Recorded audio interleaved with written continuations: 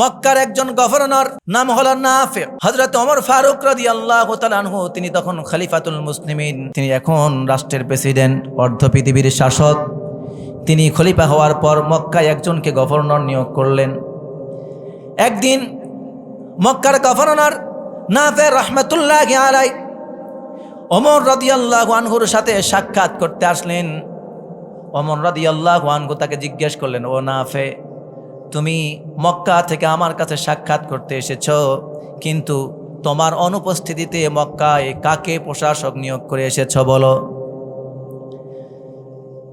তখন গভর্নর জবাব দিয়ে বলছে, ইয়া আমিরুল মুমিনিন, আপনি চিন্তা করবেন না, আমি মক্কা থেকে যখন চলে এসেছি তখন আমাদের একজন আজাদকৃত গোলামকে মক্কার গভর্নর, মক্কার প্রশাসক নিয়োগ করে এসেছি। ওমর রাদিয়াল্লাহু আনহু নাফের মুখ থেকে, গভর্নরের মুখ থেকে এমন কথা শোনার পর আশ্চর্যান্বিত হয়ে গেলেন। তিনি বললেন, গোলামকে তুমি মক্কার গভর্নর নিয়োগ করে এসেছ, আর কাউকে পাওনি? তখন নাফে রাহমাতুল্লাহি আলাইহি মক্কার গভর্নর তিনি জবাব দিয়ে বলছেন, আপনি শুনুন আমিরুল মুমিনিন, আপনি হয়তো মনে করেছেন যারা গোলাম হয়, যারা চাকর হয়, যারা দাস হয়, মানুষের কাছে কামলা দেয়, এরা পড়ালেখার তেমন সময় পায় না, এরা তেমন জ্ঞান অর্জনের সুযোগ পায় না, রাজনীতি তেমন বোঝে না, প্রশাসনিক আইন কানুন তেমন কিছু বোঝে না, অর্থনীতি এগুলি তেমন কিছু বোঝে না, বিচার নিয়ম কানুন তেমন হয়তো বোঝে না। কিন্তু আমাদের গোলামটা বড় দামি গোলাম, এই গোলাম এমন গোলাম, এই আজাদকৃত দাস এমন দাস, এই দাস বড় কোরআনের বিশেষজ্ঞ, এই দাস বড় ফারাইজ সম্পর্কে বিশেষজ্ঞ, আর উত্তম বিচার ফয়সালাকারী। অর্থাৎ আপনি হয়তো ভেবেছেন আমরা একজন মুক্ত আজাদকে কেন প্রশাসকের দায়িত্ব দিলাম, আপনি হয়তো ভেবেছেন তার কোনো জ্ঞান নাই, কিন্তু আপনি জানেন না আমাদের এই গোলাম, আজাদকৃত গোলাম, আল্লাহর কোরআন পড়ে পড়ে কোরআনের বিশেষজ্ঞ হয়ে গিয়েছে। এই গোলাম কোরআন চর্চা করে বড় ফারাইজ বিশেষজ্ঞ হয়েছে। এই গোলাম বিশেষজ্ঞ হয়েছে, কোরআন তেলাওয়াত করে করে, কোরআন বুঝে বুঝে এমন বিশেষজ্ঞ হয়েছে, তার কাছে কোনো বিচার যদি নিয়ে যাওয়া হয়, কোরআন থেকে এমন করে বিচার করে দেয়, সে বিচার উত্তম ফয়সালা হয়ে যায়। সেই জন্য আমরা তাকে প্রশাসক নিয়োগ করে এসেছি। ওমর রাদিয়াল্লাহু আনহু তখন কথা শোনার পর মক্কার গভর্নরকে জবাব দিয়ে বলছেন, ও মক্কার গভর্নর নাফে, শোনো তোমাদের রাসূল কি বলেছেন শোনো। নাফেকে বলছেন, ইন্নাল্লাহা ইয়ারফাউ বিহাদাল কিতাবি আকওয়ামান ওয়া ইয়াদউ বিহি আখারিন। নবীজি বলেছেন, আল্লাহ রাব্বুল আলামিন নিশ্চয় এই কোরআনের মাধ্যমে কাউকে সুউচ্চ মর্যাদায় প্রতিষ্ঠিত করেন, আবার এই কোরআনের মাধ্যমে কাউকে অবনমিত করে দেন। অর্থাৎ পৃথিবীতে যারা কোরআন গবেষণা করে, কোরআন নিয়ে চিন্তা ভাবনা করে, কোরআন তেলাওয়াত করে, কোরআন বোঝার চেষ্টা করে, কোরআন অনুযায়ী জীবন গড়ার চেষ্টা করে, পৃথিবীতে তারাই শ্রেষ্ঠ জাতিতে পরিণত হয়েছে। আজও পর্যন্ত তারাই শ্রেষ্ঠ জাতিতে পরিণত আছে, ঠিক কিনা বলুন? একজন গোলাম দেখুন, কোরআনের বিশেষজ্ঞ হওয়ার কারণে তিনটা গুণ, কোরআনের বিশেষজ্ঞ, ফারাইজে বিচারে বিশেষজ্ঞ এবং বিচারে বিশেষজ্ঞ, এই তিনটা কোরআনের গুণ জ্ঞান থাকার কারণে তাকে প্রশাসক নিয়োগ করা হয়েছে। অথচ সে ছিল একজন গোলাম, মুক্ত আজাদকৃত গোলাম ছিল। এমন গোলামকে প্রশাসক নিয়োগ দেওয়ার কারণ হলো কোরআনের জ্ঞান থাকা। কিসের জ্ঞান থাকা? কোরআনের জ্ঞান থাকায় তার মর্যাদাকে আল্লাহ বাড়ায় দিয়েছেন। এমনি করে আমরা যারা এখানে শুনতে এসেছি কোরআন, আমাদের এখানে যারা কোরআন শুনতে আপনারা এসেছেন, আপনারা হয়তো শুনলে অবাক হবেন, কোরআনের কত মর্যাদা, কোরআনের কত দাম আপনারা জানেন না।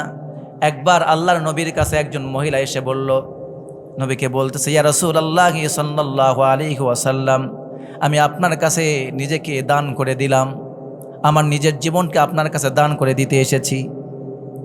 নবীজি মহিলার দিকে তাকালেন, আদ্যপান্ত দেখলেন, মাথাটা নিচু করলেন, কোনো কথা বললেন না। তিনি যখন চুপ করে থাকলেন, কিছুক্ষণ পর একজন সাহাবী পাশেই ছিলেন।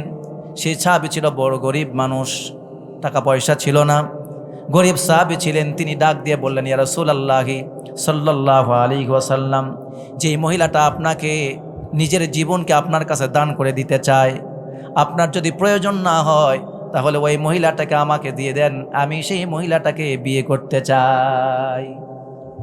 এখনো বোঝেন নাই। নবীজিকে আল্লাহ রাব্বুল আলামিন একটা অধিকার দিয়েছিলেন। কোনো মহিলা যদি নবীর কাছে এসে বলতো যে ইয়া রাসূলুল্লাহ আমি আমার নিজেকে আপনাকে সঁপে দিলাম, তাহলে নবীজি যদি ইচ্ছা করতেন, আল্লাহর বিধান দেওয়া ছিল, নবীজি তাকে স্ত্রী হিসাবে গ্রহণ করতে পারতেন। অর্থাৎ নিজের থেকে কোনো মহিলা এসে যদি আবেদন করত, তাহলে তাকে গ্রহণ করার ইচ্ছা এবং অনিচ্ছা দুটাই নবীকে আল্লাহ রাব্বুল আলামিন দান করেছিলেন। সুবহানাল্লাহ।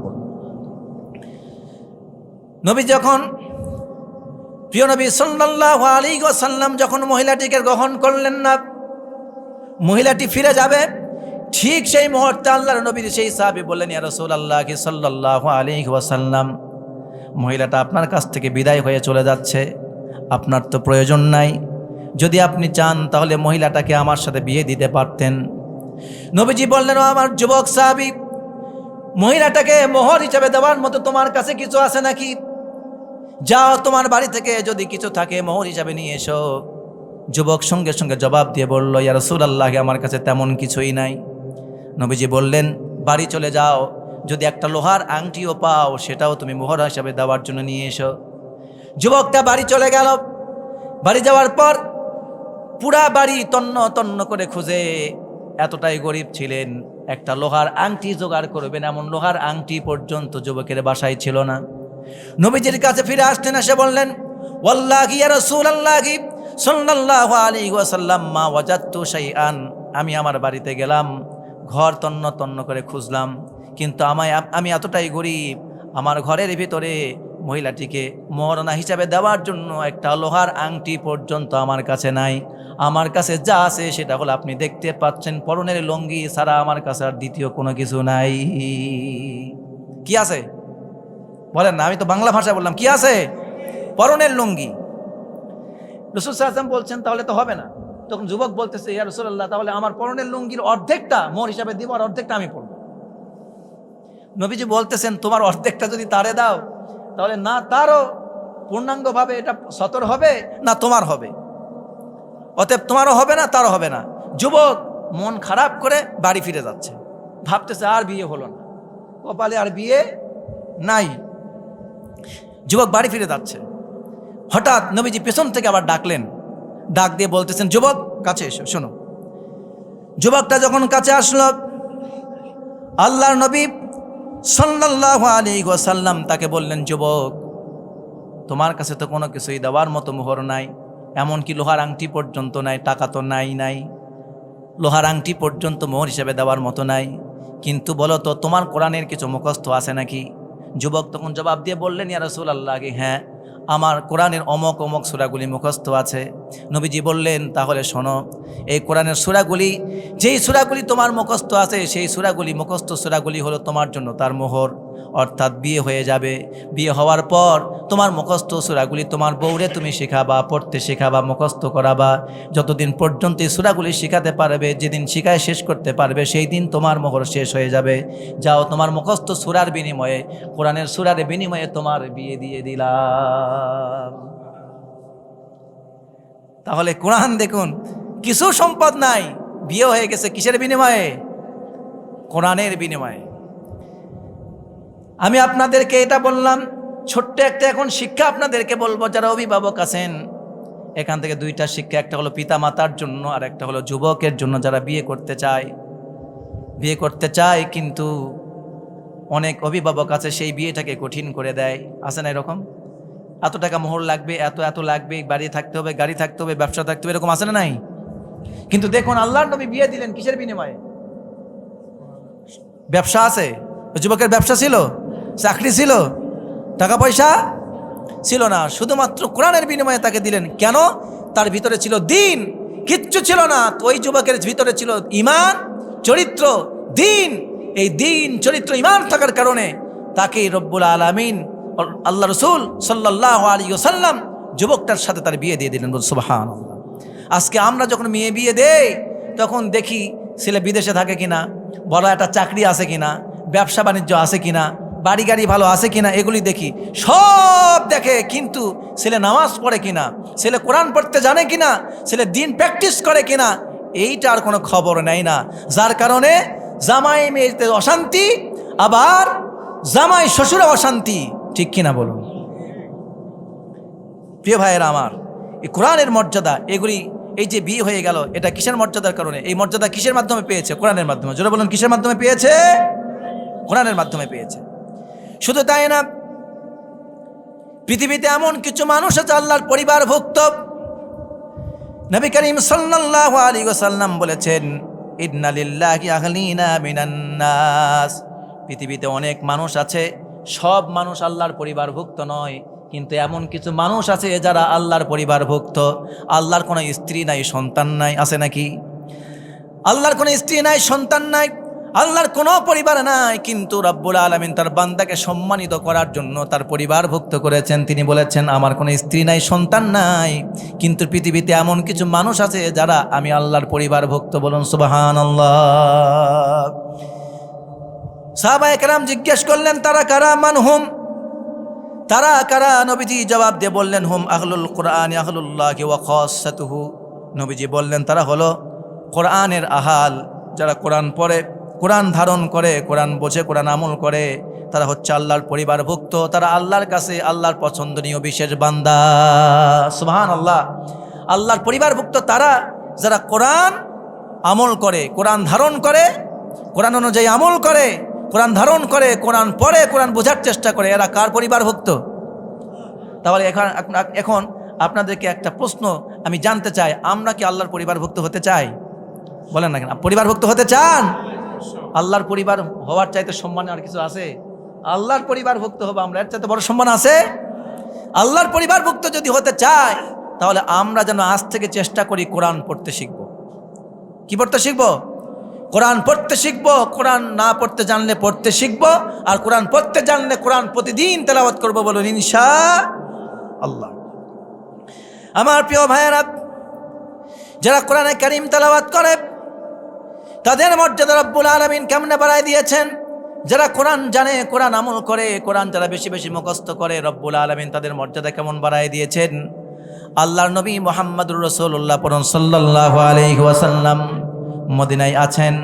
বদরের যুদ্ধের পর আর একটা বড় যুদ্ধ হয়েছিল, তার নাম হলো উহুদ যুদ্ধ। জোরে বলুন, কিসের যুদ্ধ? উহুদের যুদ্ধে মুসলমানেরা কাফিরদের সাথে লড়াই করলো। লড়াই করার পর মুসলমানদের ভিতর থেকে 70 জন মুসলমান শহীদ হয়ে গেলেন।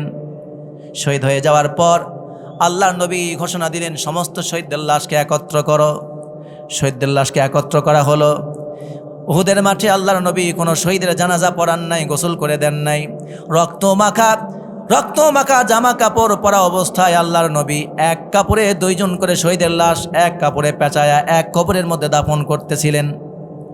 নবীজি এবার সাহাবীদেরকে জিজ্ঞেস করলেন, দাফন করার সময়ে কাপড়ে যখন পেঁচাবেন 2 জনের লাশকে এক কাপড়ে পেঁচাবেন, জড়াবেন, তখন নবীজি জিজ্ঞেস করছেন সাহাবীদেরকে, বলতো আইয়ুকুম আকসারু আখযান লিল কোরআন। আমার সাহাবীরা বলতো, এই 2 জনের মধ্য থেকে কোরআন সম্পর্কে অধিক জ্ঞানী কে ছিল? সাহাবায়ে কেরাম যখন রাসূলের মুখ থেকে কথাগুলি শুনলেন, সাহাবায়ে কেরাম ইশারা করলেন, ফাশিরু লাহু। আল্লাহর নবীর সাহাবীরা ইশারা করে বললেন, একজনের দিকে ইঙ্গিত করতেন। সঙ্গে সঙ্গে নবীজি কদ্দামাহু, সঙ্গে সঙ্গে নবীজি সেই সাহাবী যার কোরআনের জ্ঞান বেশি ছিল, সেই কোরআনের জ্ঞান বেশি থাকা সাহাবীকে সামনে রাখতেন, আর কোরআনের জ্ঞান যার কম ছিল তার লাশটাকে পিছনে রাখতেন। আল্লাহর নবী এমনি করে উহুদের 70 জন শহীদদের লাশকে জোড়ায় জোড়ায় যখন কবরে রেখেছিলেন, তখন যে কোরআন সম্পর্কে বেশি জ্ঞানী ছিল তার লাশটাকে সামনে রাখতেন যেন সম্মানের খেলাপ না হয়, আর যার কোরআনের জ্ঞান কম ছিল তার লাশটাকে পেছনে রাখতেন। এমনি করে 70 জনের লাশকে দাফন করে দিয়েছেন। অর্থাৎ কোরআনের জ্ঞানী ব্যক্তি যদি মারাও যায়, আল্লাহ রাব্বুল আলামিন ওই লাশের সামনে অন্য কোনো লাশ রাখতে দেন নাই। অর্থাৎ যার জ্ঞান বেশি কোরআনের, সেই লাশ অন্য লাশের সামনে থাকবে। সুবহানাল্লাহ বলবেন না? ধরেন এই গ্রামে 20 জন লোক মারা গেছে একটা মহামারীতে, বা একটা যুদ্ধে মারা গেল, বা যে কোনো একটা গন্ডগোলেই মারা গেল। এখন মারা যাওয়ার পর 5 জন 10 জনের লাশ হয়েছে, তখন উচিত জানাজা যখন করাবেন এই 14 জনের লাশ ভিন্ন করার দরকার নাই, এক জায়গায় করে জানাজা দিবেন। এখন কার লাশ সামনে রাখবেন? যার কোরআনের জ্ঞান বেশি তার লাশ সামনে রাখতে হবে। ধরুন এই 14 জনের মধ্যে একজন আছে হাফেজ, তাহলে কার লাশটা সামনে থাকবে? হাফেজের লাশ সবার সামনে থাকবে, তারপরগুলো বাকিগুলো থাকবে। সুবহানাল্লাহ পড়বেন না? তাহলে যারা কোরআনের জ্ঞান বিশেষজ্ঞ দুনিয়াতেও সম্মানিত এবং পরকালেও কি সম্মানিত হবে। শুধু তাই না, সংক্ষেপে আপনাকে আরেকটা কিছু কথা বলতে চাই। এবার তেলাওয়াতের কিছু ফজিলত আপনাদেরকে শোনাতে চাই। যারা কোরআন পড়ে, কোরআন অনুযায়ী আমল করে, রব্বুল আলামিনের হাবিব সাল্লাল্লাহু আলাইহি ওয়াসাল্লাম বলেছেন, মান ক্রাআল কুরআনা ফাস্তাদহারাহু ফাহাল্লা হালালাহু ওয়া হাররামা হারামাহু আদখালাহুল্লাহুল জান্নাহ। নবীজি বলেছেন, যে ব্যক্তি কোরআন পড়ে, কোরআন অনুযায়ী আমল করে, কোরআন যেইটাকে হালাল বলেছে সেইটাকে হালাল মেনে চলে, কোরআন যেইটাকে হারাম বলেছে নিষিদ্ধ কাজগুলি থেকে নিজেকে বিরত রাখে, এমনই করে যে ব্যক্তি কোরআন পড়ে, কোরআন অনুযায়ী জীবন গড়ে, হাসরের দিন রব্বুল আলামিন ওই ব্যক্তি মারা যাওয়ার পর আল্লাহ রব্বুল আলামিন নিজেই তারে জান্নাতে প্রবেশ করাবেন। বলুন সুবহানাল্লাহ। শুধু তাই না, যে ব্যক্তি এমনি করে হাফেজ হয়েছে কিংবা কোরআন তেলাওয়াত করে, কোরআন অনুযায়ী জীবন গড়েছে, এই ব্যক্তি যখন মারা যাবে, হাসরের ময়দানে যখন উপস্থিত হবে, সঙ্গে সঙ্গে কোরআন তার পাশে গিয়ে হাজির হয়ে যাবে। এই জন্য রব্বুল আলামিনের হাবিব সাল্লাল্লাহু আলাইহি ওয়াসাল্লাম দুনিয়ার উম্মতকে ঘোষণা দিয়েছেন, আমার উম্মতেরা বেশি বেশি কোরআন তেলাওয়াত করো, কারণ তুমি যখন মারা যাবে, হাসরের ময়দান যেদিন কায়েম হয়ে যাবে, হাসরের মাঠে যেদিন উপস্থিত হবা, সেই দিন কোরআন তোমাদের জন্য সুপারিশকারী হিসাবে, তোমাদের পাশে সুপারিশকারী হিসাবে দাঁড়ায়া যাবে। নবীজি বললেন, ইকালু লিসাহিবিল কুরআন ইকরা ওয়ারতাকি। নবী করিম সাল্লাল্লাহু আলাইহি সাল্লাম বললেন, তোমরা কোরআন পড়তে থাকো, ইকরা, কোরআন পড়ো, বেশি বেশি কোরআন পড়ো। ইকরাউল কুরআন ফাইন্নাহু লা ইয়াতি ইয়াউমাল কিয়ামাতি শাফিআন লিআসহাবি। বেশি বেশি কোরআন পড়তে থাকো, এই কোরআন কিয়ামতের দিন তার তেলাওয়াতকারীর জন্য সুপারিশ করতে থাকবে, আল্লাহর কাছে ঝগড়া করতে থাকবে, আল্লাহ এই হলো তেলাওয়াতকারী, আমি কোরআন তোমার বাণী, তোমার আমি সিফাত, আমি কখনো তোমার এই বান্দাকে সুন্দর মতো ঘুমাতে দেই নাই, দিনে ভালো মতো ঘুমাতে দেই নাই, বিশ্রাম নিতে দেই নাই। যখনই সে সময় পেত তখনই কোরআন তেলাওয়াত করত, রাতের যে অংশে সুযোগ পেত সে অংশে আমারে তেলাওয়াত করত। যখনই তার মুখ একটু নীরব, যখনই তার মুখ একটু বিশ্রাম পেত তখনই সে তার মুখে কোরআন তেলাওয়াত করত। ব্যবসায়ী কাজ শেষ, অঙ্কের কাজ শেষ, আপনার হিসাব নিকাশের কাজ শেষ, কথা বলার কাজ শেষ করার পর যখনই মুখ ফ্রি হয়ে যেত তখনই মুখে মুখে কোরআনের তেলাওয়াত শুরু করে দিত। সেই জন্য কোরআন হাসরের ময়দানে আল্লাহকে ডাক দিয়ে বলবেন, আল্লাহ আমি কোরআন দুনিয়ায় যখন ছিলাম এই বান্দা এমনভাবে আমাকে তেলাওয়াত করেছে, এমনভাবে আঁকড়ে ধরেছে, আমাকে সে ছাড়ে নাই, আজকে কিয়ামতের দিন আমি সেই এই বান্দারে ছাড়তে চাই না, আল্লাহ তুমি এই বান্দারে মাফ করে দাও, জান্নাত দিয়ে দাও, নয়তোবা আমি এই বান্দারে পিছু ছাড়ব না। সুবহানাল্লাহ। কোরআন এইভাবে তার তেলাওয়াতকারীর জন্য সুপারিশ করবে। কিয়ামতের দিন মানুষ যখন পানির জন্য পিপাসিত হয়ে যাবে, আল্লাহ রাব্বুল আলামিন যখন সূর্যটা মাথার উপরে এনে দেবে, সূর্যের তাপে মাথার চান্দি ফেটে যাবে, মগজগুলি গলে গলে পড়তে থাকবে, মানুষ পানির পিপাসায় চিৎকার করতে থাকবে, আল্লাহর কাছে বলতে থাকবে, আল্লাহ তাড়াতাড়ি বিচার শেষ করে দিন, আমরা এই কঠিন আযাব আর সহ্য করতে পারছি না।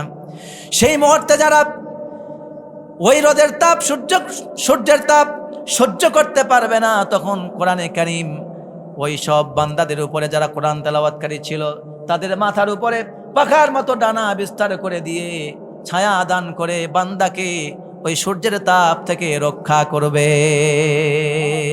কিছু মানুষ আছে আরশের ছায়ার নিচে আশ্রয় গ্রহণ করবে, আর কিছু মানুষ আছে যারা কোরআন তেলাওয়াত করত, কোরআনকে আঁকড়ে ধরে থাকতো, কোরআন বিশেষভাবে তাদেরকে সম্মানিত করার জন্য এই কোরআন হাসরের মাঠে পাখির মতো ডানা বিস্তার করে দিয়ে এদেরকে সম্মানিত করবেন, তার ছায়ার নিচে আশ্রয় দিবেন। সুবহানাল্লাহ। শুধু তাই না, হাসরের ময়দানে অনেক কিছুই কথা বলবে আপনার পক্ষে অথবা বিপক্ষে। আল কোরআন হুজ্জাতুন লাকা ওয়া আলাইকা, এই কোরআন আপনার পক্ষে সাক্ষ্য দিবে অথবা বিপক্ষে সাক্ষী দিবে। আপনারা হয়তো শুনে অবাক হচ্ছেন যে কোরআন আবার কথা বলতে পারবে নাকি? দুনিয়ায় তো কোরআন কোনোদিন আমার সাথে কথা বললো না, তাহলে কোরআন হাসরের মাঠে কেমনে কথা বলবে? শুধু কোরআন না, হাসরের মাঠে শুধু কোরআনই আপনার সাথে কথা বলবে না, সিয়াম অর্থাৎ রোজা আপনার জন্য কথা বলবে, কোরআন আপনার জন্য কথা বলবে, আপনার অঙ্গ প্রত্যঙ্গ আপনার পক্ষে অথবা বিপক্ষে আপনার বিরুদ্ধে সাক্ষী দিবে অথবা সুপারিশ করবে। সুবহানাল্লাহ। দুনিয়াতে আপনি হাত দিয়ে কি করেছেন, পা দিয়ে কি করেছেন, লজ্জাস্থান দিয়ে কি অন্যায় করেছেন, মুখ দিয়ে কি অন্যায় করেছেন, কান দিয়ে কি অন্যায় করেছেন, মাথার বেন দিয়ে, চিন্তা ভাবনা দিয়ে কি অন্যায় আপনি করেছেন, কি ভালো কাজ করেছেন, এই অঙ্গ প্রত্যঙ্গ দিয়ে প্রত্যেকটি অঙ্গ প্রত্যঙ্গ হাসরের ময়দানে আল্লাহর সামনে সাক্ষ্য দিবে। এমনকি রব্বুল আলামিন কোরআনে কারিমে বলছেন, আল ইয়াউমা নাখতিমু আলা আফওয়াহিহিম ওয়া তুকাল্লিমুনা আইদিহিম ওয়া তাশহাদু আরজুলুহুম। আপনি যখন হাসরের ময়দানে উপস্থিত হবেন, আপনার হাত, আপনার মুখ, আপনার অঙ্গ প্রত্যঙ্গ, আপনার চামড়া, আপনার পা, সব কিছু আপনার পক্ষে অথবা বিপক্ষে সাক্ষ্য দিয়ে আপনাকে জান্নাতি অথবা জাহান্নামে নিয়ে যাবে। সেই জন্য এই অঙ্গ প্রত্যঙ্গগুলিরও সঠিক ব্যবহার করা দরকার, আছে না নাই? কোরআন হাফেজদের মর্যাদা সম্পর্কে বলতে গিয়ে নবীজি বলছেন, কিয়ামতের দিন হাফেজরা যখন জান্নাতের ভেতরে প্রবেশ করবে এবং যারা কোরআন জানে তারা যখন জান্নাতের প্রবেশ করবে, রব্বুল আলামিন ওই বান্দাদেরকে ডাক দিয়ে বলবেন, ইকরা ওয়ারতাকি ওয়ারাত্তিল কামা কুনতা তুরাত্তিলু ফিদ দুনিয়া। ও কোরআন পড়া বান্দা, জান্নাতের ভিতরে এসেছো, এখন কোরআন পড়তে থাকো, যেমনি করে দুনিয়ায় তুমি তার তিলের সাথে সুন্দর করে ধীর স্থিরভাবে কোরআন তেলাওয়াত করতে, অনুরূপভাবে সুন্দর করে কোরআনে কারিম তেলাওয়াত করতে থাকো। তোমার তেলাওয়াত করা আয়াত যেখানে গিয়ে শেষ হয়ে যাবে, সেইখানটাতে তোমার জান্নাত তোমাকে দান করে দেওয়া হবে। অর্থাৎ কোরআনের আয়াত তেলাওয়াত করতে থাকবে আর উপরের দিকে উঠতে থাকবে, এভাবে উঠতে উঠতে যত উপরে গিয়ে তার কোরআনের তেলাওয়াত শেষ হয়ে যাবে, সেখানটাতেই রব্বুল আলামিন তার জান্নাত তার জন্য লিখে দিবেন। সুবহানাল্লাহ। তাহলে কোরআনের হাফেজ যদি জান্নাতে যায়, তাহলে তার মর্যাদা কত সুউচ্চ হবে। কোরআনের প্রসিদ্ধ যে আয়াত নাম্বার কত, 6666, 6666 এই আয়াত অনুযায়ী তার মর্যাদা রব্বুল আলামিন বাড়ায় দিবেন। বলুন সুবহানাল্লাহ। শুধু এটাই না, আল্লাহর নবী বলেন, মান ক্বারা আল কুরআন ওয়া আমিলা বিমা ফিহি উলবিসা ওয়ালিদাহু তাজান ইয়াউমাল কিয়ামা। আল্লাহর নবী বলেছেন, যে ব্যক্তি কোরআন পড়বে, কোরআন অনুযায়ী আমল করবে, কিয়ামতের দিন রব্বুল আলামিন তার মা বাবার মাথায় নূরের টুপি পরায়া দিবেন। বলুন সুবহানাল্লাহ। মাথায় নূরের টুপি পরায়া দিবে। এই নূরের টুপির আলোয় দুনিয়ার সূর্যের আলো ম্লান হয়ে যাবে, এই সূর্যের আলো সেখানে ক্ষীণ হয়ে যাবে। নূরের টুপির আলো এতটাই উজ্জ্বল হবে, সূর্যের আলো সেখানে আর দেখা যাবে না, নূরের আলো সেখানে, টুপির আলোটাই চোখে পড়বে বেশি। আল্লাহর নবী মুহাম্মদুর রাসূলুল্লাহ সাল্লাল্লাহু আলাইহি ওয়াসাল্লাম এবার সাহাবীদেরকে জিজ্ঞেস করলেন, আমার সাহাবীরা বলো তো, এমন সূর্য যদি তোমাদের ঘরে থাকতো তাহলে তোমাদের কেমন লাগতো? এবার ধারণা করো, যারা কোরআন শেখে, কোরআন অনুযায়ী আমল করে, কোরআন অনুযায়ী জীবন গড়ে, কোরআন পড়ে, কোরআন শেখানোর চেষ্টা করে, তাহলে তাদের মর্যাদা রব্বুল আলামিনের কাছে কত বেশি। সুতরাং যে বান্দা সন্তানকে কোরআন শেখালো, যেই বান্দা সন্তানকে কোরআন পড়ালো, যেই মা বাপ সন্তানকে কোরআনের মাদ্রাসায় পাঠালো, সেই মা বাবার জন্য কোনো লস নাই, সেই মা বাবার জন্য দুঃখ চিন্তার কোনো কারণ নাই। আজকের দুনিয়াতে আপনার সন্তান হয়তোবা এই জাগতিক স্বার্থপরতার কারণে আপনার সন্তান ভালো জায়গায় কোনো চাকরি নাও পেতে পারে, কিন্তু জেনে রাখবেন, ইন্তেকালের পর হাসরের ময়দান যেদিন কঠিন বিচারের দিন আসবে, সেই দিন আপনার সন্তানের কারণে রব্বুল আলামিন আপনার মর্যাদা বাড়ায় দিয়ে আল্লাহর জান্নাত দান করে দিবেন। সুবহানাল্লাহ। এই জন্য নবীজি বলেছেন, ইযা মাতাল ইনসানু ইনকাতা আনহু আমালুহু ইল্লা মিন সালাসাতিন মিন সাদাকাতিন জারিয়াতিন। নবীজি বলেছেন, মানুষ যখন মারা যায় তার 3টা আমল ছাড়া সব আমল বন্ধ হয়ে যায়। কয়টা আমল থাকে? 3টা আমল থাকে। 3টা আমল ছাড়া বাকি সব আমল কি হয়ে যায়? বন্ধ হয়ে যায়। তার মধ্যে একটা হলো সাদাকাতিন জারিয়া, সদকায়ে জারিয়া, এমন দান যেই দান সেখান থেকে সওয়াব অব্যাহতভাবে আসতে থাকে। 2 নম্বর হলো আও ইলমিন ইনতাফাউ বিহি, এমন জ্ঞান যে জ্ঞান দ্বারা মানুষ উপকৃত হতে পারে। আর 3 নম্বর আওয়ালাদুন সালিহুন, এমন নেককার সন্তান, যে সন্তান আল্লাহর কাছে মা বাবার জন্য দোয়া করলে রব্বুল আলামিন তার দোয়া কবুল করে। এবার বলুন তো, আপনার সন্তান যখন কোরআনের মাদ্রাসায় পাঠাবেন, সে নেক কাজ করবে কিনা? সে যদি দোয়া করে আল্লাহর কাছে দোয়া কবুল হবে কিনা? নেক সন্তান যদি রেখে যান, এমন হাফেজ সন্তান যদি নামাজ পড়ে, দান খায়রাত করে, মানুষকে কোরআন শিখায়, আর এই কাজগুলি করার পর যদি আল্লাহর কাছে হাত তুলে দোয়া করে, আল্লাহ আমার মা বাপ কষ্ট করে আমার কোরআনের মাদ্রাসায় পাঠিয়েছিল, তোমার কোরআন শিখেছি, কোরআন অনুযায়ী জীবন করেছি আল্লাহ। আমার মা বাপ আমার জন্য যত কষ্ট করেছে আল্লাহ, দুনিয়ায় তেমন কিছু ভালো আমল করতে পারে নাই, কিন্তু তোমার কোরআন শেখার জন্য তো তারা আমার পেছনে খরচ করেছে। ও আল্লাহ, তাদের সেই খরচের বিনিময় আল্লাহ, তাদের সেই সাহায্য সহযোগিতার বিনিময় আজকে আমার মা বাবারে মাফ করে দাও। সঙ্গে সঙ্গে রব্বুল আলামিন সন্তানের দোয়া ফেরাবেন না, সঙ্গে সঙ্গে কবুল করে রব্বুল আলামিন মা বাবাকে মাফ করে দিবে। সেই জন্য সন্তান কোরআনের হাফেজ হলে গর্ব করা উচিত। নিজেকে ছোট মনে করা, হীনমানসিকতায় হীনমন্যতায় ভোগা উচিত না। সন্তান যদি হাফেজ হয় নিজে কি করবেন? গর্ব করা উচিত। আমার প্রিয় ভাইরা, কোরআনে কারিমের এমন মর্যাদা রব্বুল আলামিন দান করেছেন। এই কোরআন আল্লাহ রব্বুল আলামিন, কোরআন যারা পড়বে কোরআনের কারণে তাদেরকে মর্যাদা দান করবেন। কিন্তু কোরআন কি শুধুমাত্র তেলাওয়াত করার জন্য পৃথিবীতে এসেছে? তেলাওয়াতের জন্য আসেনি, শুধু ঝাড়ফুঁকের জন্য আসেনি, শুধু সওয়াব অর্জনের জন্য কোরআন আসেনি। কোরআন পৃথিবীতে এসেছে এই বিশ্ব মানবতাকে হেদায়েতের পথ দেখাবার জন্য, এই মানুষকে ন্যায় বিচার করার জন্য, পৃথিবীকে শাসন করার জন্য কোরআন এসেছে। বলুন সুবহানাল্লাহ। কোরআন নাজিলের উদ্দেশ্য সম্পর্কে আল্লাহ রাব্বুল আলামিন কোরআনে কারিমে নিজেই জবাব দিয়ে বলছেন। আল্লাহ পাক বলেন, কিতাবুন আনজালনাহু ইলাইকা লিতুখরিজান নাসা মিনাজ যুলুমাতি ইলান নূর। আল্লাহ রাব্বুল আলামিন তার নবীকে বলেন, নবী, এই কিতাব একটি কিতাব আপনার উপরে আমি নাজিল করেছি এই জন্য যাতে করে আপনি মানুষকে অন্ধকার থেকে আলোতে বের করে আনতে পারেন তাদের রবের নির্দেশে। ওই আল্লাহর পথে যে আল্লাহ প্রশংসিত পরাক্রমশালী, সে আল্লাহর পথে যেন আপনি মানুষকে অন্ধকার থেকে আলোতে আনতে পারেন, সেই জন্য আমি কোরআন নাজিল করেছি। বলুন সুবহানাল্লাহ। অন্ধকার হলো শয়তানের পথ, অন্ধকার হলো তাগুতের পথ, অন্ধকার হলো মূর্খতা, অজ্ঞতা। অর্থাৎ আপনি একজন মানুষ, জ্ঞানী মানুষ, শহরে বসবাস করেন, অনেক টাকা পয়সা ধন সম্পদ আছে, কিন্তু আপনি কোরআনে চায় আপনি কখনো একজন আপনি জ্ঞানবান ব্যক্তি নন, আপনি শিক্ষিত ব্যক্তি নন, কারণ আপনার কাছে কোরআনের জ্ঞান নাই। আপনি কোরআনের বিরুদ্ধাচারণ করছেন। যে আল্লাহ আপনারা সৃষ্টি করছেন সে আল্লাহরই আপনি বিরুদ্ধাচারণ করছেন। আপনি শহরে বাস করলে কি হবে? আপনার কাছে আধুনিক জ্ঞানের ভান্ডার থাকলে কি হবে?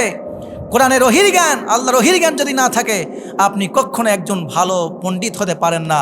এই জন্য আপনাদেরকে ওই কথাটা স্মরণ করে দিতে চাই। ডক্টর মোহাম্মদ শহীদুল্লাহ বলেছিল, তোমরা যারা অনেক জ্ঞান অর্জন করেছো, তোমরা পণ্ডিত হয়েছো বটে, কোরআনের জ্ঞান না থাকলে তোমরা হলো মূর্খ পণ্ডিত। কি পণ্ডিত? মূর্খ পণ্ডিত। আর যদি তোমাদের কাছে কোরআনের জ্ঞান থাকে তাহলে তোমরা প্রকৃত পণ্ডিত। কিন্তু পক্ষান্তরে একজন গ্রামের মানুষ কোরআনের জ্ঞান অর্জন করেছে, কোরআনের শিক্ষা পেয়েছে, আল্লাহর সঠিক পথ সে পেয়েছে, সে একজন গ্রামে বসবাস করতে পারে। একজন গ্রামের মানুষ হলে কি হবে? সেই মানুষ, যে ব্যক্তি কোরআনের জ্ঞান পেয়েছে, সে হলো প্রকৃত পক্ষের জ্ঞানী, কারণ এই ব্যক্তি তার জ্ঞান দিয়ে দুনিয়া এবং আখিরাতকে আলোকিত করতে পেরেছে। বলুন সুবহানাল্লাহ। আল্লাহ রাব্বুল আলামিন আমাদেরকে কোরআন নাজিল করে অন্ধকার থেকে আলোতে আনতে চান।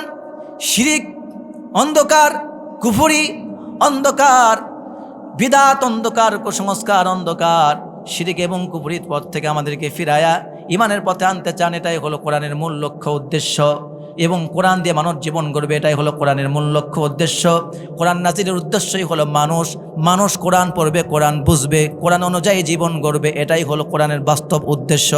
কোরআনের অনন্য বৈশিষ্ট্যের মধ্যে একটি অন্যতম বৈশিষ্ট্য হচ্ছে এই, কোরআনে কারীম মানব রচিত কোনো কিতাব নয়। এ কোরআন স্বয়ং কার বাণী? একটা আওয়াজ দিয়ে বলেন, সহজ প্রশ্ন, কার বাণী? আল্লাহর বাণী। কোরআন হচ্ছে এমন একটি আল্লাহর বাণী, এমন একটি কিতাব, এই কিতাব পৃথিবীর অর্থাৎ 1450 বছর আগে যখন নাজিল হয়েছে, তখন থেকে মানুষকে চ্যালেঞ্জ ছুড়ে দিয়েছে যে কোরআন মানব রচিত কোনো কিতাব নয়।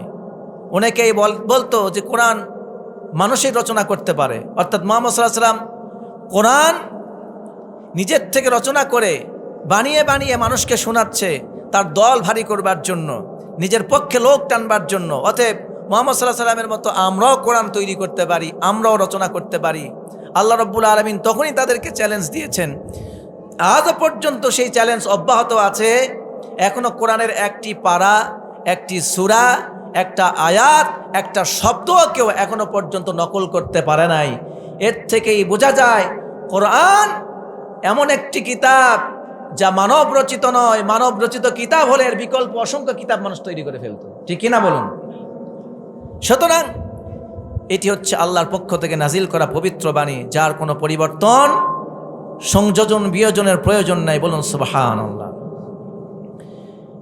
আল্লাহর নবী যখন মক্কায় নবুয়ত পেলেন, মক্কার কাফের মুশরিক কুরাইশদের সামনে যখন কোরআনের দাওয়াত পেশ করলেন, তখন মক্কার কাফেররা বলতে শুরু করলো, মুহাম্মদ নিজের থেকে কোরআন বানায়া বানায়া আমাদের সামনে প্রচার করছে, অতএব আমরাও তোমার মতো কোরআন রচনা করতে পারি।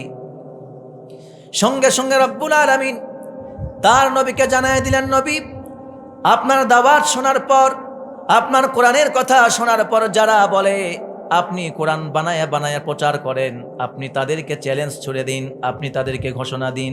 আল্লাহ রব্বুল আলামিন ওই সব অপবাদ যারা দিয়েছিল তাদের অপবাদের জবাবে রব্বুল আলামিন কোরআনে কারীমের আয়াত নাজিল করে জানায় দিলেন, আম ইয়াকুলুনা ইফতারা কুল ফাতু বিআশরি সুওয়ারিম মিসলিহি মুফতারায়াতিন ওয়াদউ মান ইসতাতা'তুম মিন দুনিল্লাহ ইন কুনতুম সাদিকিন। চিৎকার দিয়ে বলুন সুবহানাল্লাহ। আল্লাহ রাব্বুল আলামিন বলেন, তারা কি মনে করেছে নাকি মুহাম্মদ সাল্লাল্লাহু আলাইহি সাল্লাম নিজে কোরআন রচনা করে বানায়া বানায়া প্রচার করছে? নবী আপনি তাদেরকে ঘোষণা দিন, তারা যদি তাদের দাবিতে সত্যবাদী হয়ে থাকে তাহলে তারা যেন কোরআনের ভিতর থেকে, কোরআনের 114টি সূরা আছে তার মধ্য থেকে পুরা কোরআন রচনা করতে হবে না, কোরআনের 114টা সূরার মধ্য থেকে মাত্র 10টা সূরা যেন তারা তৈরি করে নিয়ে আসে। ওয়াদউ মান ইসতাতাতুম মিন দুনিল্লাহ, আল্লাহকে বাদ দিয়ে পৃথিবীর যত সাহায্যকারী তাদের আছে, কবি, সাহিত্যিক, বুদ্ধিজীবী, দার্শনিক যত মানুষ আছে তাদের সাহায্য নেওয়ার, এমনকি আল্লাহকে বাদ দিয়ে যেই সব দেবতার তারা পূজা করে এমন দেবতাদেরকেও তারা ডেকে নিক। তারা যদি তাদের কথার দাবিতে সত্যবাদী হয়ে থাকে তাহলে তারা যেন কোরআনের সূরার মতো করে 10টা সূরা তৈরি করে আনে। ঘোষণা দিলেন, কিন্তু কেউ চ্যালেঞ্জ গ্রহণ করে আর এটা রচনা করতে পারল না। আল্লাহ রাব্বুল আলামিন আবারও চ্যালেঞ্জ দিচ্ছেন, وَإِن كُنتُمْ فِي رَيْبٍ مِّمَّا نَزَّلْنَا عَلَى عَبْدِنَا فَأْتُوا بِسُورَةٍ مِّن مِّثْلِهِ وَادْعُوا شُهَدَاءَكُم مِّن دُونِ اللَّهِ إِن كُنتُمْ صَادِقِينَ। বলুন আল্লাহু আকবার। আল্লাহ রাব্বুল আলামিন বলেন, যদি তোমরা আমার এই কিতাবের মধ্যে সন্দেহ পোষণ করো, যদি মনে করো এই কিতাবের মধ্যে, এই কিতাব মুহাম্মদ সাল্লাল্লাহু আলাইহি সাল্লাম বানিয়ে বানিয়ে বলতেছে যে কিতাব আমি আমার বান্দা মুহাম্মদ সাল্লাল্লাহু আলাইহি সাল্লামের উপর নাজিল করেছি, এই কিতাবের মধ্যে কোনো সন্দেহ আছে, কিংবা এই কিতাব মুহাম্মদ সাল্লাল্লাহু আলাইহি সাল্লাম বানিয়ে বানিয়ে বলছে, তাহলে তোমরা কোরআনের ভেতর থেকে কোরআনের সূরার মতো করে একটা সূরা রচনা করে নিয়ে এসো। যদি তোমরা সত্যবাদী হয়ে থাকো, তোমাদের সমস্ত উপাস্য দেবতা, সমস্ত মানুষকে সাহায্যকারী বানাও, আর কোরআনের মতো করে একটা কোরআনের সূরা তোমরা তৈরি করে আনো। চ্যালেঞ্জ দিলেন রব্বুল আলামিন, তাদেরকে আরো সহজ করে দিলেন। একটা শুধু সূরা না, তোমরা তো 10টাও পারবা না, একটাও পারবা না। আল্লাহ রব্বুল আলামিন আবার বললেন, আম ইয়াকুলুনা তাকাওয়ালাহু বাল লা ইউমিনুন ফালইয়াতু বিহাদিসিম মিসলিহি ইন কানু সাদিকিন। আল্লাহ রাব্বুল আলামিন বলেন, তারা কি মনে করে মুহাম্মদ সাল্লাল্লাহু আলাইহি সাল্লাম কোরআন বানিয়ে বলছে? তাদেরকে বলো নবী, তারা যেন কোরআনের একটা বাণীর মতো বাণী তৈরি করে আনে, একটা আয়াত কিংবা একটা শব্দ তারা তৈরি করে আনুক। আল্লাহ চ্যালেঞ্জ করলেন। 1450 বছর পার হয়ে গেল, আজ পর্যন্ত কেউ চ্যালেঞ্জ গ্রহণ করে কোরআনের সূরা তো পরের কথা, কোরআনের 10টা সূরা তো পরের কথা, একটা সূরা তো পরের কথা, একটা আয়াত একটা শব্দ পর্যন্ত আজ পর্যন্ত কেউ রচনা করে কোরআনের সমকক্ষ দাঁড় করাতে পারে নাই। সুবহানাল্লাহ বলবেন না? শুধু এটাই না, কোরআনের অনন্য বৈশিষ্ট্য বর্ণনা করতে গিয়ে রব্বুল আলামিন শুধু মানুষকে না, মানুষ এবং জিনকে চ্যালেঞ্জ করে ঘোষণা করলেন। রব্বুল আলামিন বললেন, নবী আপনি জানায় দেন, কুল লাইন ইজতামাআতিল ইনসু ওয়াল জিন্নু আলা আইয়াতু বিমিসলি হাযাল কুরআন লা ইয়াতুনা বিমিসলিহি ওয়ালাউ কানা বা'দুহুম লিবা'দিন যাহিরা। সুবহানাল্লাহ বলবেন না? আল্লাহ রাব্বুল আলামিন বলেন, নবী আপনি ঘোষণা দিন, যারা বলে কোরআন মুহাম্মদ সাল্লাল্লাহু আলাইহি ওয়াসাল্লাম বানিয়ে বানিয়ে বলছে কোরআন রচনা করা সম্ভব, কোরআনের মতো কোরআন তৈরি করা সম্ভব, আপনি তাদেরকে বলুন তোমরা মানুষ জিনের সহযোগী হয়ে যাও আর জিন মানুষের সহযোগী হয়ে যাও, পরস্পরকে সহযোগিতা করো, জিন মানুষকে সাহায্য করো আর মানুষ জিনকে সাহায্য করো, মানুষ আর জিন মিলে সাহায্য করে একে অপরকে সহযোগিতা করে কোরআনের মতো করে একটা কোরআন তোমরা বানায় নিয়ে আসো। পৃথিবীর সমস্ত মানুষকে রব্বুল আলামিন চ্যালেঞ্জ দিয়ে রেখেছেন। সেই সময় আল্লাহ রব্বুল আলামিন কাফের মুশরিকদেরকে চ্যালেঞ্জ দিয়েছেন। আজ পর্যন্ত মানুষের জন্য সেই চ্যালেঞ্জ এখনো বহাল রয়েছে। কিয়ামত হয়ে যাবে, পৃথিবীর মানুষ আর জিন যদি ঐক্যবদ্ধ হয়ে কোরআনের মতো করে কোরআন রচনা করতে চেষ্টা করে, কিয়ামত হয়ে যাবে, মানুষ কোনোদিন কোরআনের একটা সূরা তো পরের কথা, একটা আয়াতও তারা রচনা করতে পারবে না। এমন কিতাব রব্বুল আলামিন আমাদেরকে দান করেছেন। এ কোরআন হচ্ছে স্বয়ং কার বাণী, এর মধ্যে কোনো সন্দেহ আছে? সুতরাং সেই কোরআন আমরা শুনতে এসেছি। কোরআনের 1 নম্বর বৈশিষ্ট্য বললাম, কোরআন মানব রচিত কোনো কিতাব নয়, এ কোরআন স্বয়ং কার বাণী? আল্লাহর বাণী। কোরআনের 2 নম্বর বৈশিষ্ট্য হচ্ছে এ কোরআন হচ্ছে আসমানি কিতাব, সর্বশেষ আসমানি কিতাব এবং পূর্ণাঙ্গ কিতাব। এই পৃথিবীতে যত বই পুস্তক আপনি পাবেন, প্রত্যেকটা বইয়ের মধ্যে আপনি কিছু না কিছু ভুল পাবেন। কোনো বই থেকে আপনি আপনার জীবনের পূর্ণাঙ্গ জীবন চলার পথ নির্দেশনা আপনি খুঁজে পাবেন না। কিন্তু কোরআন এমন একটা কিতাব রব্বুল আলামিন দান করেছেন তার বান্দাদেরকে। এই কোরআন এমন কিতাব, এই কিতাব যদি কেউ পড়ে, এই কিতাব যদি কেউ বোঝে, পৃথিবীর কোনো বই পুস্তকের কাছে যেতে হবে না। এই কোরআন আপনার জীবনের প্রত্যেকটি ভুলকে সংশোধন করে দিয়ে পুরা জীবন কিভাবে চালাতে হবে প্রত্যেকটা চলার পথ নির্দেশনা কোরআন দিয়ে দিবে। কোরআন হচ্ছে একমাত্র লেটেস্ট অ্যান্ড কমপ্লিট কিতাব। এর মধ্যে হোয়ার ইজ নো ডাউট, এর মধ্যে কোনো রকমের সন্দেহ নাই। ভুল তো পরের কথা, কি নাই? সন্দেহ নাই। এই কোরআন হচ্ছে একমাত্র পূর্ণাঙ্গ কিতাব। পৃথিবীর আর কোনো বই পুস্তক আপনাকে জীবন চলার পূর্ণাঙ্গ পথ নির্দেশনা দিতে পারবে না। 2-1টা ভালো উপদেশ বাণী আপনাকে শোনাতে পারবে, কিন্তু জীবনের সূচনা থেকে, জন্ম থেকে শুরু করে মৃত্যু পর্যন্ত, পৃথিবীর সূচনা থেকে শুরু করে কিয়ামত পর্যন্ত, ইহকাল থেকে শুরু করে পরকাল পর্যন্ত মানব জীবনে যা যা দরকার, কি গ্রহণীয় আর কি বর্জনীয়, এই সব কিছু আর কোনো বই পুস্তকে পাবেন না। একমাত্র একটি কিতাবের মধ্যে পাবেন, একটি বইয়ের মধ্যে পাবেন। সেটার নাম কি? আওয়াজ দেবেন, এটার নাম কি? কোরআন। এ কোরআন যত শুনবেন, এ কোরআন যত বুঝবেন, জীবন তত সংশোধিত হবে, আমল তত সুন্দর হবে, সমাজ তত সুন্দর হবে, পরিবার তত সুন্দর হবে, রাষ্ট্র তত সুন্দর হবে। ঠিক কিনা বলুন? কোরআনের 3 নম্বর বৈশিষ্ট্য হচ্ছে এ কোরআন হচ্ছে আল্লাহর পক্ষ থেকে সংরক্ষিত। কার পক্ষ থেকে সংরক্ষিত? আজকে একটা বই লিখবেন, কালকে এটা ডুপ্লিকেট হবে, এটা সংরক্ষক কেউ থাকবেন, এটা ধ্বংস হয়ে যাবে, ভ্যানিশ হয়ে যাবে। কিন্তু কোরআনের যিনি অথর, তিনি হচ্ছেন আল্লাহ। তিনি বলেছেন এই কোরআন এমন একটি কিতাব, এই কোরআনকে কেউ কোনোদিন ধ্বংস করতে পারবে না। এই কোরআন স্বয়ং হেফাজতের দায়িত্ব নিয়েছেন কে? আল্লাহ নিজেই সে ঘোষণা কোরআনে দিয়েছেন। পৃথিবীতে বহু বই লেখা হয়েছে, সেই বই ইতিহাসের পরম্পরায়, যুগের পরম্পরায়, সময়ের ব্যবধানে বই পরিবর্তন হয়েছে, বই সংযোজন হয়েছে, বিয়োজন হয়েছে, এমনকি বইয়ের অস্তিত্ব পর্যন্ত এখন নেই, লেখকও নেই, বইও নাই, বই পর্যন্ত ব্যান্ড হয়ে গেছে।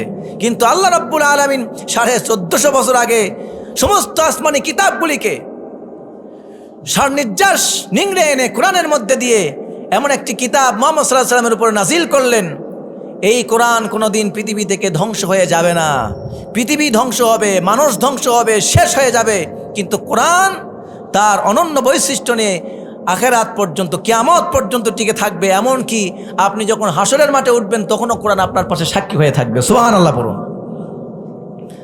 আল্লাহ রাব্বুল আলামিন বলেন, ইন্না নাহনু নাযালনা যিকরা ওয়া ইন্না লাহু লাহাফিজুন।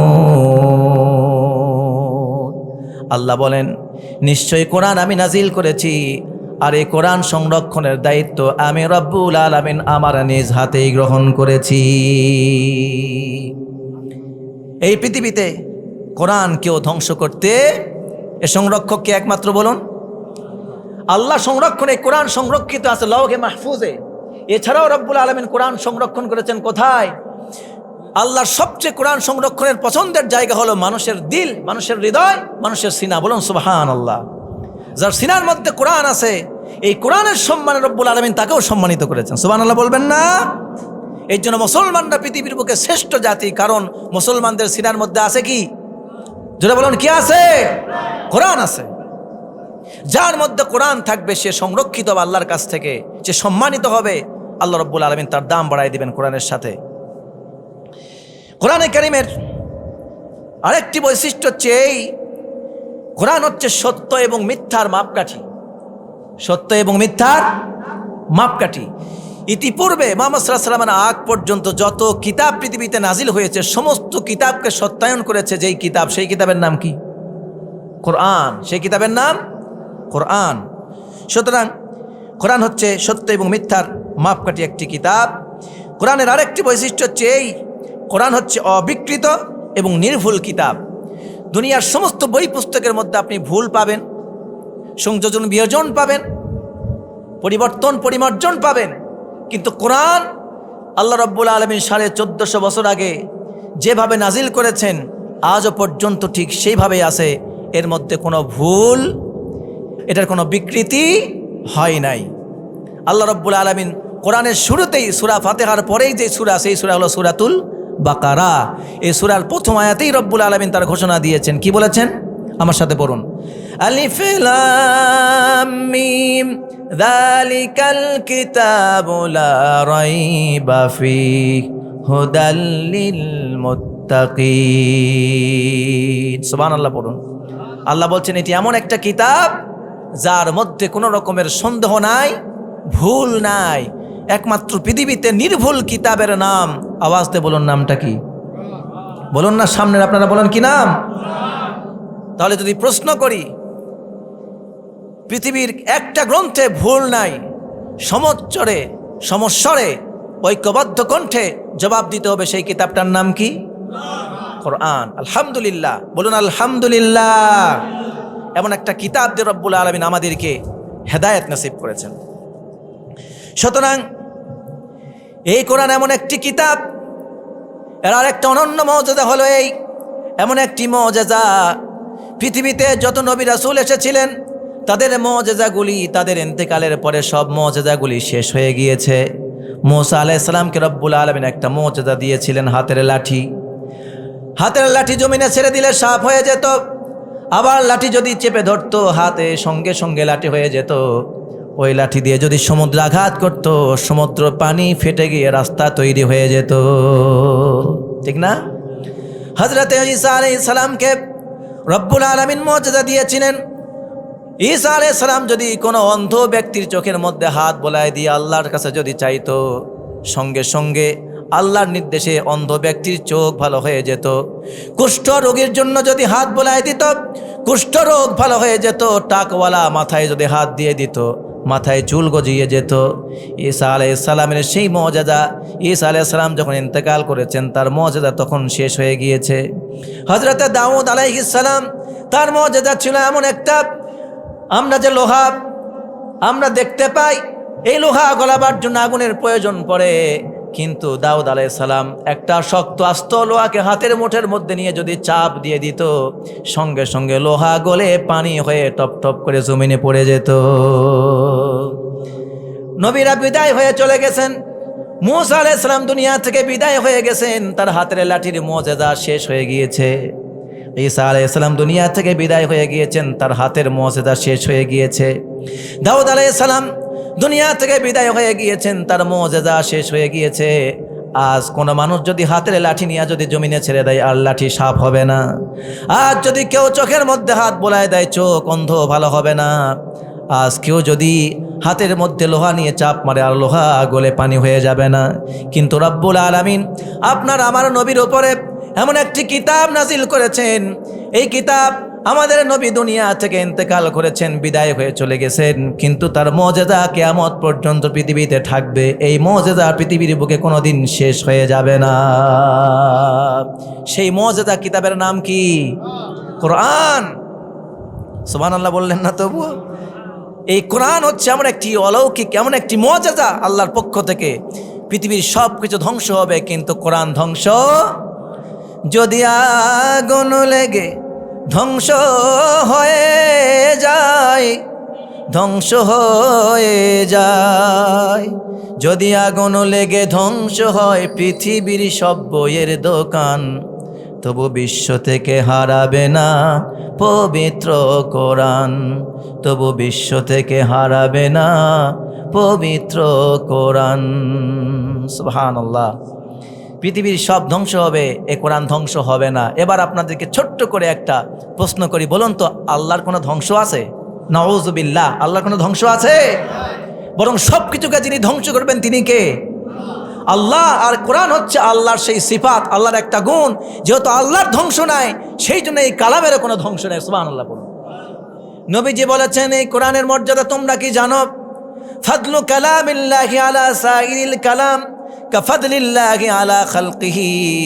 নবীজি বলেছেন দুনিয়ার আল্লাহর কথার সেই মর্যাদা, দুনিয়ার সমস্ত কথার উপরে আল্লাহ রাব্বুল আলামিনের সেই কথার মর্যাদা, সমস্ত সৃষ্টির উপরে আল্লাহর যে মর্যাদা, সমস্ত কথার উপরে আল্লাহর কোরআনের সেই একই মর্যাদা। ফাদলু কালামিল্লাহি আলা সাইরিল কালাম কাফাদলিল্লাহি আলা খালকি। সৃষ্টির উপরে সবার চেয়ে যিনি উচ্চ মর্যাদায় সম্পন্ন, তিনি কে? বলেন না তিনি কে? আল্লাহ। আল্লাহর চাই তার উচ্চ মর্যাদা সম্পন্ন আসমানের উপরে জমিনের উপরে কেউ আছে? আল্লাহ ছাড়া কেউ নাই। সুতরাং সে আল্লাহ হচ্ছেন অবিনশ্বর, চিরস্থায়ী, চিরঞ্জীব, হাইয়ুল কাইয়ুম। আর কোরআন হচ্ছে এমন চিরঞ্জীব মুজিজা যার কোনো শেষ নাই, ধ্বংস নাই। সুবহানাল্লাহ। সুতরাং এই কোরআনকে রব্বুল আলামিন অনন্য বৈশিষ্ট্য দান করে এই কোরআনকে বৈশিষ্ট্য মণ্ডিত করেছেন। এই কোরআন তার অনন্য বৈশিষ্ট্য নিয়ে তার মর্যাদাকে উন্নীত করে রেখেছে আজ পর্যন্ত। সেই কোরআন আমরা পেয়েছি। আল্লাহ রব্বুল আলামিন এই কোরআনকে বুকে ধারণ করে, এই কোরআন অনুসরণ করে, এই কোরআন পড়ে, এই কোরআন বুঝে আমাদের জীবনকে সুন্দর করা তৌফিক দান করুন, বলুন আমিন। এই কোরআনের মর্যাদা আমরা জানলাম, বৈশিষ্ট্য আমরা জানলাম। এবার কোরআনে কারীমের সংক্ষিপ্ত কিছু মর্যাদা, এই কোরআনে কারীমের তেলাওয়াতের কিছু পুরস্কার আমরা সংক্ষিপ্ত আকারে শুনব। এই কোরআন যে বৈশিষ্ট্য আমরা মর্যাদা শুনলাম, এই কোরআনকে কেউ যদি ভালোবাসে, এই কোরআন যদি কেউ তেলাওয়াত করে, এই কোরআন যদি কেউ বোঝে, এই কোরআন যদি অনুসরণ করে, তাহলে আল্লাহ রাব্বুল আলামিন কোরআনের মাধ্যমে তার সম্মান মর্যাদাকে বাড়াইয়া দিবেন, বলুন সুবহানাল্লাহ। কোরআন আপনি যদি পড়েন, কোরআন আপনি যদি বোঝেন, কোরআন যদি অনুসরণ করেন, তাহলে এই কোরআন অন্তরে প্রশান্তি আনবে, এই কোরআন নেকি বাড়াবে, এই কোরআন পাপ মিটায় দিবে, এই কোরআন আত্মমর্যাদাকে উন্নীত করে দিবে। সুবহানাল্লাহ।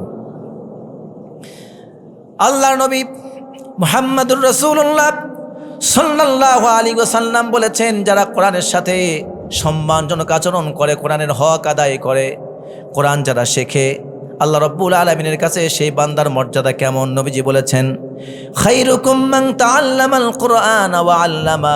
নবীজি বলেছেন, যে ব্যক্তি কোরআন শেখে আর অন্যকে শেখায় সে ব্যক্তি আল্লাহর কাছে সবচাইতে সম্মানিত। দুনিয়ার মানুষের কাছে হাফেজের কোনো দাম নাই, হাফেজ একটা দাম নাই। প্রাইভেট যদি পড়ায় আরবি দেয় 500 টাকা, ও কোরআন না পড়লেও চলে। বাংলা, ইংরাজি, অঙ্ক আর ইংরাজি লাগবেই, বিজ্ঞান লাগবে, পদার্থ, রসায়ন পড়তেই হবে প্রাইভেট। কিন্তু কোরআনের শিক্ষকের কোনো দাম দেয় না। কিন্তু আপনাদেরকে বলে রাখি, এই কোরআনের শিক্ষক যারা, কোরআনের হাফেজ যারা কোরআন শিখে এবং অন্যকে শিখায়, দুনিয়াতে তার কেউ দাম না দিলেও আল্লাহ বলছেন তার দাম আমার কাছে অনেক বেশি। সুবহানাল্লাহ বলুন।